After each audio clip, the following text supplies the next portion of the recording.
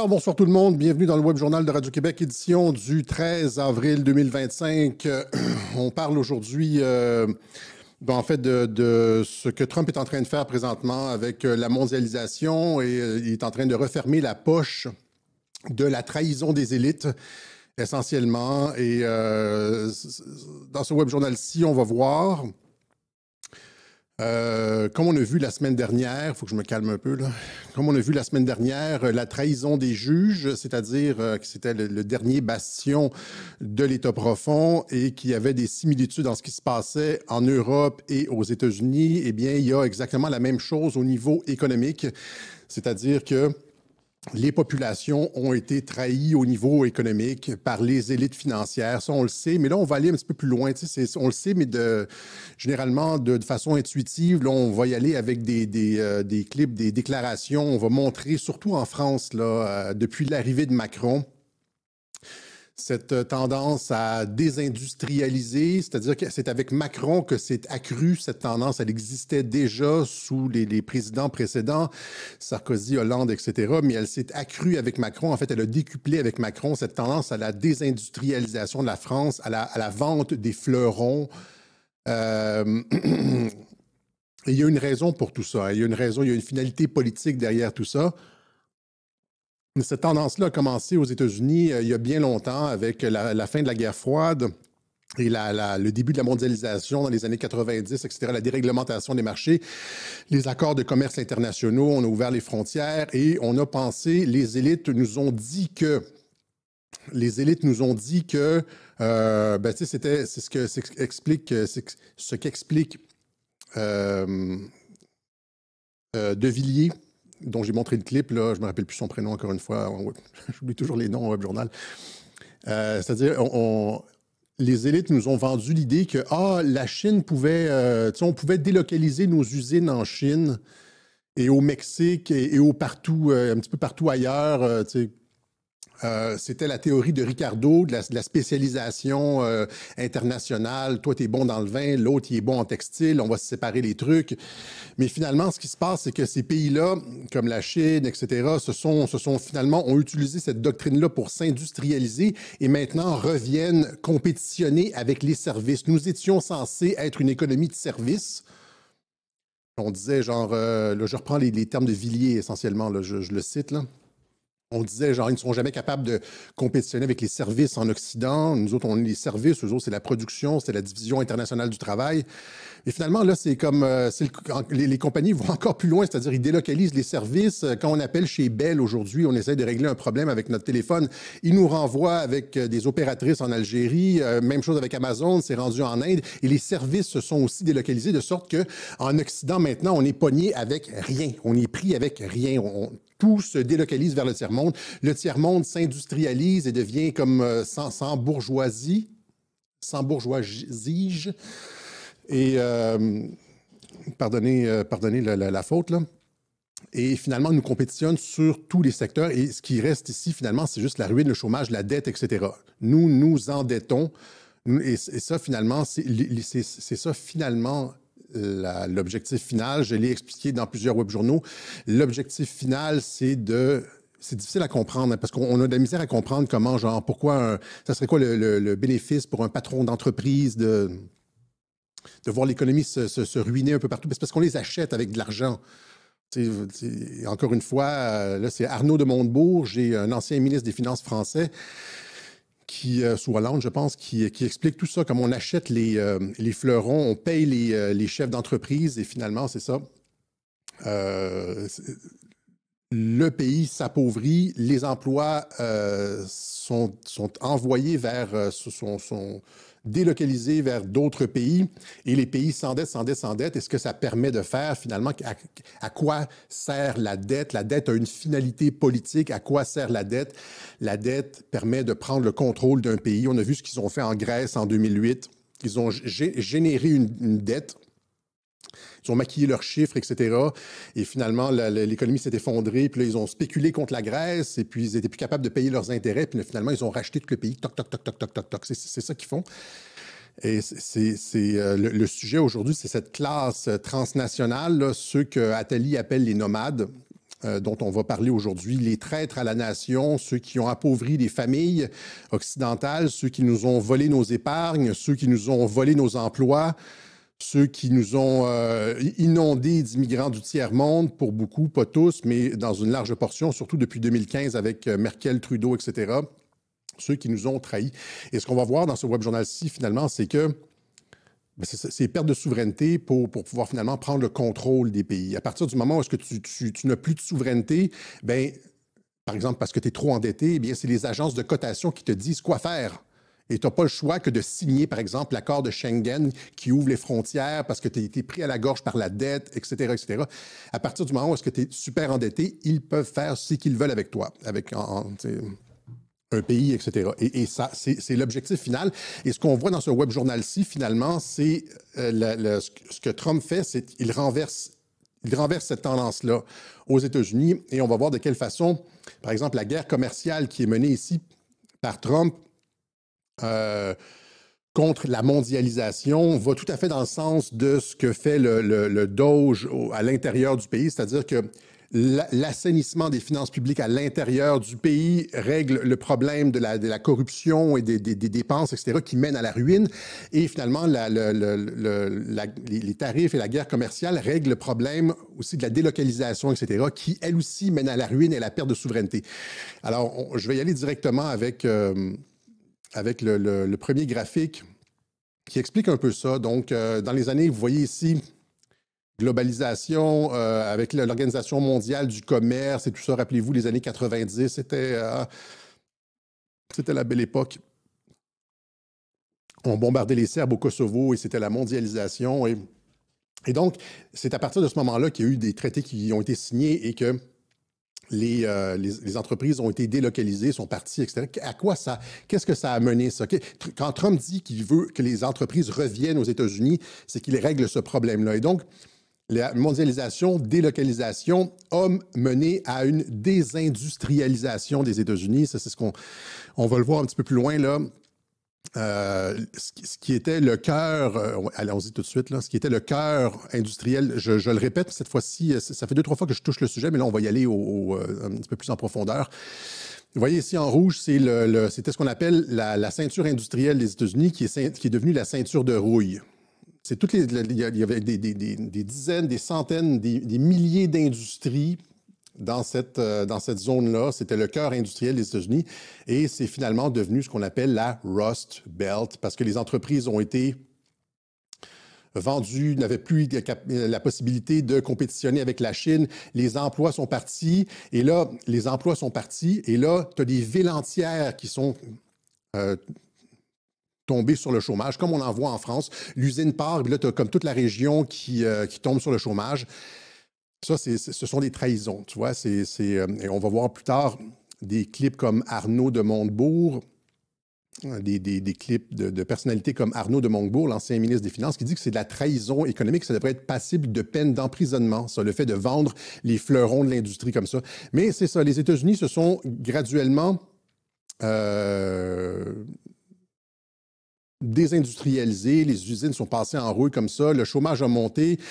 Et là, avec tous les troubles sociaux, la montée de l'utilisation de drogue, le fentanyl, etc., et c'est ce que Trump essaie de faire. Donc ça, c'est la Rust Belt. Vous l'avez aussi comme à Détroit, il s'est passé la même chose. Les emplois sont partis ailleurs, mais on va revenir un petit peu plus tard avec ça. Donc, désindustrialisation aux États-Unis, désindustrialisation nationale, perte de revenus, parce qu'il n'y a plus d'emplois, fait que perte de revenus, donc augmentation du chômage, augmentation aussi des dépenses de l'État, les dépenses en sécurité sociale. Et qu'est-ce que produit la désindustrialisation, la perte de revenus, le chômage, l'augmentation des dépenses sociales? Ça produit de la dette. Et là, nous autres, les gentils consommateurs, citoyens, on pense que les gouvernements n'aiment pas ça, la dette. C'est comme... Non! Si on regarde Macron, si on regarde Trudeau surtout et d'autres, Obama, la dette a genre décuplé sous ces gens-là. Je pense qu'Obama a doublé la dette. C'est-à-dire que les 160, pas les 160, mais depuis 160 ans, depuis qu'il y a de la dette, ou je sais pas c'est quoi le nombre exact, depuis le début où est-ce qu'il y a de la dette aux États-Unis, Obama a doublé le chiffre. C'est-à-dire en un seul président, il a comme doublé le chiffre. Même chose avec Trudeau, en l'espace de 10 ans, il a comme doublé la dette du Canada.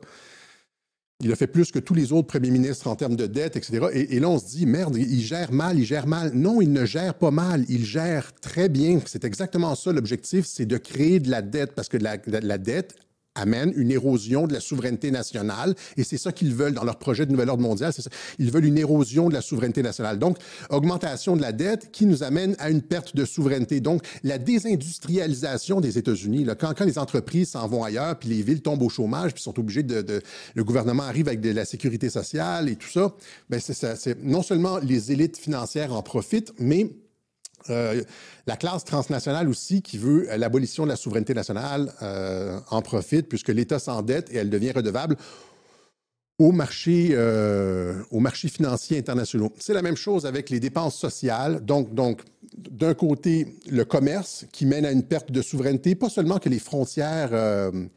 c'est pas seulement que les frontières deviennent poreuses avec le commerce et qu'on... une perte de souveraineté au niveau de géopolitique. C'est pas juste ça. Là. Au début, dans les années 90, quand on étudiait la mondialisation avec l'Organisation mondiale du commerce, on disait « Ah, c'est une perte de souveraineté de l'État ». On regardait l'accord de l'ALENA, l'accord de libre-échange nord-américain, puis on se disait « Ouais, les entreprises peuvent maintenant poursuivre les gouvernements et c'est une perte de souveraineté comme ça. Le gouvernement n'est plus maître chez lui. » Et c'est vrai d'une certaine façon, mais ce qui est...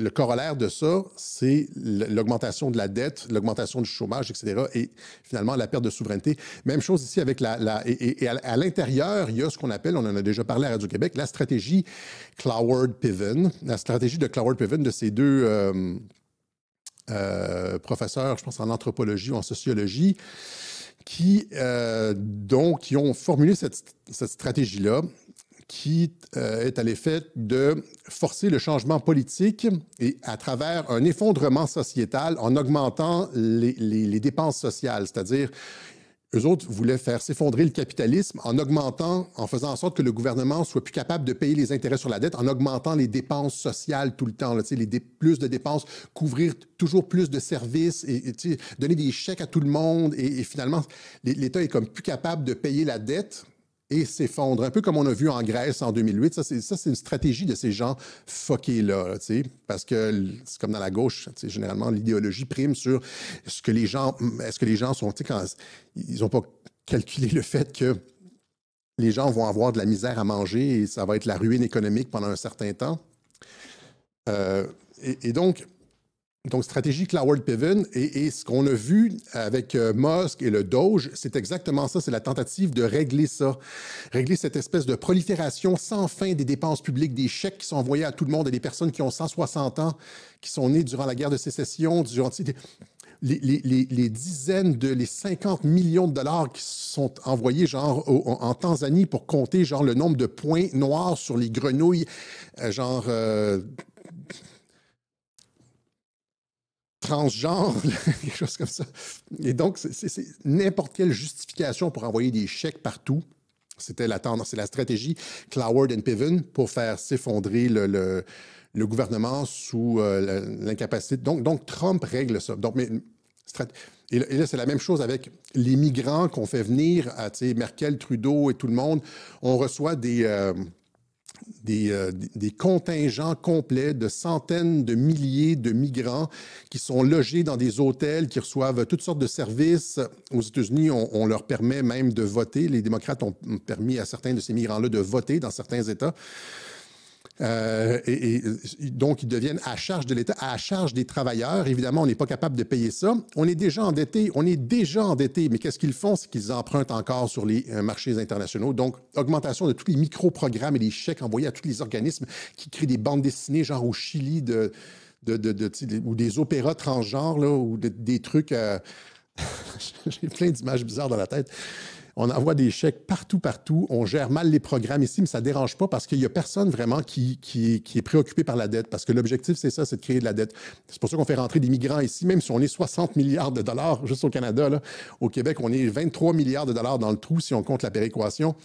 On est... ça ne dérange pas, faites-les rentrer. Il y a comme on va s'en occuper. Et donc, surcharge, ça nous mène à une surcharge des dépenses sociales. Il y a de la corruption, là, Et là, évidemment, augmentation de la dette et finalement perte de souveraineté. Perte de souveraineté à l'international avec le commerce, les industries qui délocalisent, le chômage, etc. Et puis perte de souveraineté avec l'augmentation des dépenses sociales, la corruption, etc. Ça nous amène à, justement, perte de souveraineté complète et finalement, l'avènement d'un monde sans frontières où les États sont entièrement contrôlés par le cartel bancaire, etc. Qu'est-ce que Trump fait? Évidemment, Trump règle les deux problèmes. Il règle les dépenses à l'intérieur et règle le problème de commerce à l'international. Donc, ça c'est juste comme ça. Et là, au Canada, ils essaient de nous mettre un de ces banquiers-là, une de ses représentants. C'est comme Macron, finalement. C'est comme un de ses représentants de la finance-là, mais c'est comme s'il se cache même plus, là,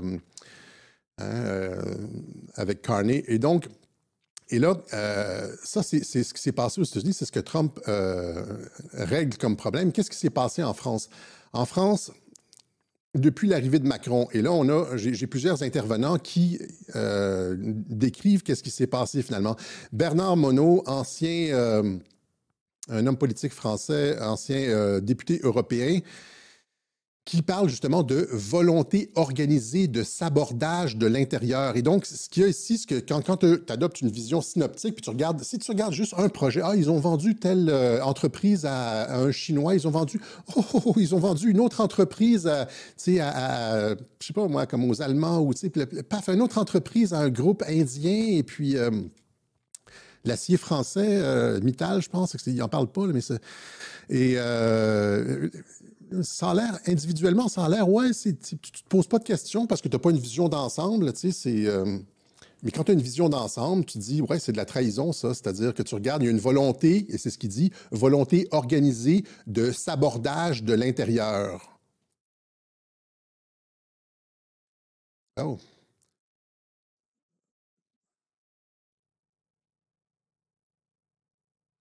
Attendez, je l'ai ici.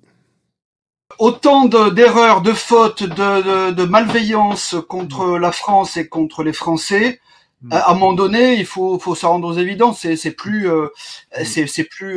fortuit, c'est plus des erreurs, des incompétences. Il y a une volonté organisée méthodiquement de sabordage, de destruction de l'intérieur de l'économie française et de la France dans son ensemble. C'est au niveau de la nation qui a commencé, mais de manière visible depuis déjà Macron, quand il était ministre de l'économie et déjà secrétaire de l'Élysée. Pour moi, c'est du sabordage méthodique. Ouais. Et aujourd'hui, méthodique. Macron a été mis en place par les banquiers pour saborder exactement. Ils ont fait ça d'une façon à la dure en Grèce, c'est-à-dire quand la Grèce, Goldman Sachs a maquillé les comptes de la Grèce pour lui permettre de rentrer dans l'Union européenne. Après ça, ils ont spéculé contre la Grèce pour faire s'effondrer l'économie grecque. Et quand l'économie grecque s'est effondrée, eh bien là, ils sont arrivés et ils ont dit, si tu veux être capable de payer les intérêts, tu vas vendre ça, le système d'aqueduc, telle île, tu vas nous la vendre. Et puis, tac. Là, comme des vautours, les financiers internationaux sont arrivés en Grèce, ils ont dépecé la Grèce et en Italie. Et c'est passé la même chose, 2008-2009, etc. Et quand l'ancien, je pense que c'était Berlusconi, a démissionné, l'autre est arrivé, je ne me rappelle plus son nom, un ancien de Goldman Sachs, lui aussi, il arrive, la première chose qu'il fait, c'est qu'il change la loi du sang pour la loi du sol en Italie. Donc, pour les migrants, etc., c'était une priorité du cartel bancaire. C'était une priorité, c'est la première chose qu'il a fait, un de ses premiers gestes. Et donc, là, ici, il y en a d'autres ici, c'est-à-dire, on nous explique exactement ce que j'expliquais en début de WebJournal, c'est-à-dire qu'à partir du moment où, gardons-le pour la fin, lui, Dominique Renier, allons-y ici avec Arnaud Montebourg.